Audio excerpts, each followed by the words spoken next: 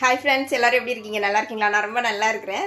இன்றைக்கி என்ன ஒரு விசேஷமான நாள் பார்த்தீங்கன்னு வைங்களேன். இன்றைக்கி வந்து எங்களுடைய திருமண நாள். 16வது வருஷம் முடிஞ்சு 17வது வருஷத்தில் ஸ்டார்ட் பண்ணுறோம்.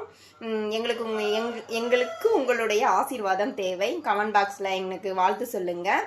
அப்புறம் பார்த்தீங்கன்னா, பொண்ணுனாலே நிறைய கிஃப்ட் எதிர்பார்ப்போம் இல்லையா? கல்யாண நாள், பிறந்த நாள்னாலே அது மாதிரி நானும் எதிர்பார்த்தேன்.